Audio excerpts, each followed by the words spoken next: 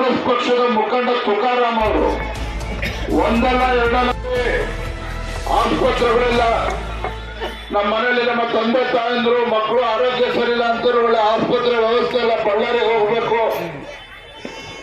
ಮಕ್ಕಳ ಶಿಕ್ಷಣಕ್ಕೆ ಶಾಲಾ ಕಾಲೇಜುಗಳು ಸರಿಯಾದ ವ್ಯವಸ್ಥೆ ಇಲ್ಲ, ಮೂಲಭೂತ ಸೌಕರ್ಯಗಳು. ಆ ಸಂಡೂರಿನ ಬಸ್ ಸ್ಟ್ಯಾಂಡ್ ನೋಡಿದ್ರೆ ಗೊತ್ತಾಗ್ತದೆ, ಏನು ಸಾವಿರಾರು ಕೋಟಿ ಇವರು ಹಣವನ್ನು ಲೂಟಿ ಮಾಡಿದ್ದಾರೆ ಹೊರತು ಈ ಕ್ಷೇತ್ರದ ಅಭಿವೃದ್ಧಿ ಏನೇನು ಕೂಡ ಮಾಡಿಲ್ಲ. ಬಂಗಾರ ಹನುಮಂತವ್ರು ಹೇಳಿದಾಗೆ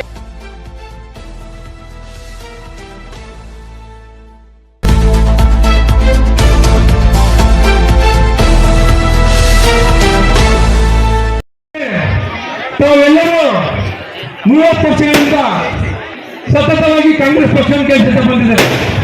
ಒಂದು ಬಾರಿ ಸಂತೋಷ್ ಅವರು 4 ಬಾರಿ ತುಕಾರಾಮನಿಗೆ ಗೆಲ್ಲಿಸುತ್ತಾ ಬಂದಿರ್ತಾ ಇದ್ದಾರೆ. ಅಷ್ಟೆಲ್ಲ ಸಂತೋಷ 5ನೇ ಬಾರಿ ಮತ್ತೆ MP ಆಯ್ಕೆ ಮಾಡಿದ್ರು. ಏನು ಕೆಲಸ ಮಾಡಿಲ್ಲ ಅಂತಂದ್ರೆ ಯಾವ ಪಕ್ಷಕ್ಕೋಸ್ಕರ ಮತ್ತೆ ಈಗ ತುಕಾರಾಮ್ ಅವರು ಮತ್ತೆ ಅವ್ರ ಪಕ್ಷ ನಿಲ್ಲಿಸಿದ್ದಾರೆ. ನಾನು ಅಪ್ಪನಿಂದ ಒಂದು ಮಾತು ಮಾಡ್ತೀನಿ, ತಾಯಿದ್ರೆ ನೀವು ತುಕಾರಾಮನ್ನು ನೋಡಿ ನೋಡಿ ನೋಡಿ ಅವ್ರ ಕೆಲಸ ಮಾಡಿಲ್ಲ ಅಂತ ನಿಮ್ಗೆ ಸಾಕಾಗಿಲ್ಲ, ನಿಮ್ಗೆ ಸಾಕಾಗಿಲ್ಲ. ತುಕಾರಾಮ್ ಅವ್ರು ಬೇಡ ಬೇಡ ಬೇಡ ಅಂದ್ರೆ ಕೈ ಹಾಕಬೇಕು. ತುಕಾರಾಮ್ ಬೇಡ ಬೇಡ, ತುಕಾರಾಮ್ ಬೇಕಾ ಬೇಡ. ಚಳವಳಿ ನಾವೆಲ್ಲರೂ ಸಮಾನ ದೃಷ್ಟಿಗೆ ಮತವನ್ನು ನೀಡುವ ಮೂಲಕ ಎಷ್ಟು ಎಲ್ಲರೂ ಕೈ ಎತ್ತಬೇಕಾಗಿ ಎಷ್ಟು ಜನಸಂಖ್ಯೆ ಎಷ್ಟು ನಮ್ಮ ಗುರುತ ಕಮಲ ಅಂತಂದ್ರೆ ಕೈ ಎತ್ತಬೇಕಾಗ್ತದೆ. ನಮ್ಮ ಗುರುತ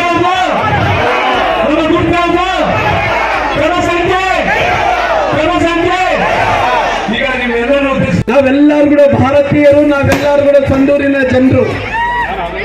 ಯಾಕಂದ್ರೆ ಇವತ್ತು ಸಂಡೂರಿನ ಜನರನ್ನ ಈ ಜನಸಾಗರ ನೋಡ್ತಾ ಇದ್ರೆ ನಾಳೆ 5 ಗಂಟೆ ಒಳಗಡೆ ಪ್ರಚಾರವನ್ನು ಮುಕ್ತಾಯ ಮಾಡಬೇಕಾಗಿದೆ. ಈ ಜನಸಾಗರ ನೋಡ್ತಾ ಇದ್ರಿನ ಬಂಗಾರು ಹನುಮಂತರ ಗೆಲುವು 100%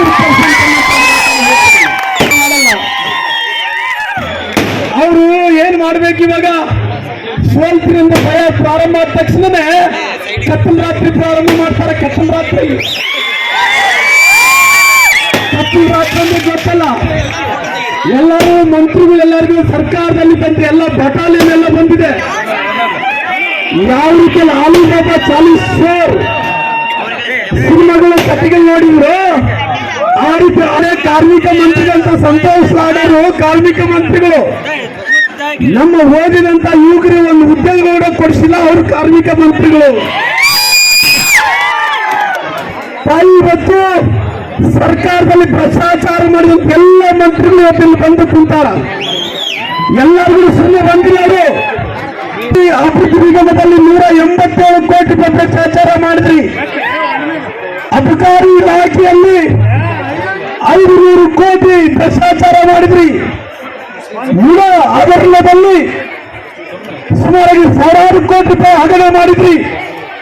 ಮಕ್ಕಳ ಮತ್ತು ಮಹಿಳಾ ಅಭಿವೃದ್ಧಿ ಮಂತ್ರಿಗಳಾದಂಥ ಲಕ್ಷ್ಮೀ ಹೆಬ್ಬಾಳ್ಕರ್ ಅವರು ಮೊಟ್ಟೆ ಕೊಡುವಂತ ವಿಚಾರದಲ್ಲಿ, ಮಕ್ಕಳಿಗೆ ಪೌಷ್ಟಿಕ ಆಹಾರ ಕೊಡುವಂತ ವಿಚಾರದಲ್ಲಿ, ಗ್ಯಾರಂಟಿಗಳು ಕೊಡುವಂತ ವಿಚಾರ ಎಲ್ಲ ಕೂಡ ಭ್ರಷ್ಟಾಚಾರ ಮಾಡಿದ್ರು.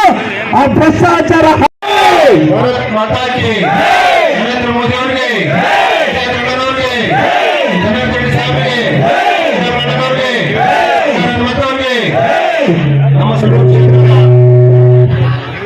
ಇಲ್ಲಿ ಸೇರಿರ್ತಕ್ಕಂಥ ಎಲ್ಲ ನನ್ನ ಅಣ್ಣ ತಮ್ಮಂದಿರ ಅಕ್ಕ ತಂಗಿಯರು ತಾಯಂದ್ರೆ, ಇವತ್ತು ನಮ್ಮ ಅಭ್ಯರ್ಥಿಯಾಗಿರ್ತಕ್ಕಂಥ ಉಪಚುನಾವಣೆಯ ಪ್ರಯುಕ್ತ ಬಂಗಾರ ಮತ್ತು ಪತ್ರಚನಕ್ಕೆ ಬಂದಿರತಕ್ಕಂಥ ನಮ್ಮ ರಾಜ್ಯಾಧ್ಯಕ್ಷರು ಶಿಕಾರಿಪುರದ ಶಾಸಕರಾದಂಥ ವಿಜಯೇಂದ್ರಣ್ಣನವರೇ ಹಾಗೂ ಬಳ್ಳಾರಿ ಅಭಿವೃದ್ಧಿ ಅಧಿಕಾರಿಗಳು ಗಂಗಾವತಿ ವಿಧಾನಸಭಾ ಕ್ಷೇತ್ರದ ನಮ್ಮ ಜನಾರ್ದನ ಸಾಹೇಬ್ರೆ, ಯುವಕರ ಕಣ್ಮಣಿ ರಾಷ್ಟ್ರೀಯ ಯುವಕರ ಕಣ್ಮಣಿಯಾಗಿರ್ತಕ್ಕಂಥ ಶ್ರೀರಾಮಣ್ಣನವರೇ, ನಮ್ಮ ಅಭ್ಯರ್ಥಿಯಾಗಿರ್ತಕ್ಕಂಥ ಬಂಗಾರ ಮತ್ತು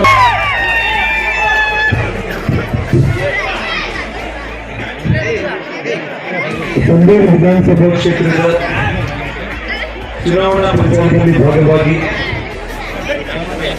ಸಂಡೂರು ನಗರಕ್ಕೆ ಆಗಮಿಸಿರುವ ಸನ್ಮಾನ್ಯ ಭಾರತೀಯ ಜನತಾ ಪಕ್ಷದ ರಾಜ್ಯಾಧ್ಯಕ್ಷರಾದ ವಿಜೇಂದ್ರ ಅವರಿಗೆ, ಭಾರತೀಯ ಜನತಾ ಪಕ್ಷದ ಅಭ್ಯರ್ಥಿ ಸಹೋದರ ಬಂಗಾರು ಹನುಮಂತ ಅವರಿಗೆ, ಇನ್ನೊಬ್ಬ ತಮ್ಮ ದುರ್ಗಾಕರ್ ಅವರಿಗೆ, ನನ್ನ ಆತ್ಮೀಯ ಗೆಳೆಯ ಕರ್ನಾಟಕ ರಾಜ್ಯದ ಧೀಮಂತ ನಾಯಕ ಶ್ರೀರಾಮುಲು ಅವರಿಗೆ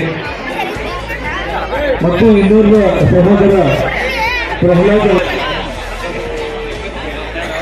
ನೀವೆಲ್ಲ ಕೂಡ ಕಳೆದ 3 ದಿವಸಗಳಿಂದ ತಾವು ನೋಡಿದ್ದೀರಿ. ಶಾಮಿಯಾನಗಳಾಗಿ, ಕುರ್ಚಿಗಳಾಗಿ 500 ರೂಪಾಯಿ ರೊಕ್ಕ ಕೊಟ್ಟು ಕೋವಿಡ್ ಬಂದರೂ ಕೂಡ ಕಾಂಗ್ರೆಸ್ ಸಿದ್ದರಾಮಯ್ಯ ಅವರ ಮೀಟಿಂಗ್ಗೆ ಈ ಜನ ಕಾಣಲಿಲ್ಲ. ನಿಜವಾಗ್ಲೂ ಕೂಡ ಏನ್ ಪುಣ್ಯ ಮಾಡ್ಕೊಂಡಿದ್ದೀವೋ ನಾವು ಗೊತ್ತಿಲ್ಲಾಗಲಿ. ಇಷ್ಟೊತ್ತು ಈ ಸಮಯದಲ್ಲಿ ಕೂಡ ನನ್ನ 4 ಬಾರಿ ಶಾಸಕರು ಗೆದ್ದಿದ್ದಾರೆ. ತೋರಣಗಲ್ಲು, ಸೊನ್ನೂರು ಕುಮಾರಸ್ವಾಮಿ ದೇವಸ್ಥಾನಕ್ಕೆ ಯಡಿಯೂರಪ್ಪ ಅವರ ಆಶೀರ್ವಾದದಿಂದ ಈ ಕ್ಷೇತ್ರದಲ್ಲಿ ನಾವು ಸೋತರು ಕೂಡ 250 ಕೋಟಿ ವೆಚ್ಚದಲ್ಲಿ ರಸ್ತೆಗಳನ್ನ ಹೆಚ್ಚಾಗಿ ನಾನು ಬೇರೆ ಎಲ್ಲ ವಿಚಾರಗಳಿಗೆ ಹನುಮಂತ ಮಾತನಾಡಿದ್ದಾರೆ. ನನ್ನ ಅಕ್ಕ ತಂಗಿರಿಗೋಸ್ಕರ ಗಂಗಾವತಿ ನಗರದಲ್ಲಿ ಈ ಹಿಂದೆ ಭಾರತೀಯ ಜನತಾ ಪಕ್ಷದ ಸರ್ಕಾರದಲ್ಲಿ ಯಡಿಯೂರಪ್ಪ ಅವರಿದ್ದಾಗ, ಶ್ರೀರಾಮುಲು ಅವರ ಆರೋಗ್ಯ ಮಂತ್ರಿಗಳಾಗಿದ್ದಾಗ ಇಡೀ ಕರ್ನಾಟಕ ರಾಜ್ಯಕ್ಕೆ ಹೆಸರಿದ್ರೆ ಗಂಗಾವತಿಯಲ್ಲಿರುವಂತ ಹೆಣ್ಮಕ್ಳ ಹೆರಿಗೆ ಆಸ್ಪತ್ರೆ, ಅದ್ಭುತವಾಗಿ ಪ್ರೈವೇಟ್ ಆಸ್ಪತ್ರೆಯನ್ನು ಕೂಡ ಮೀರಿ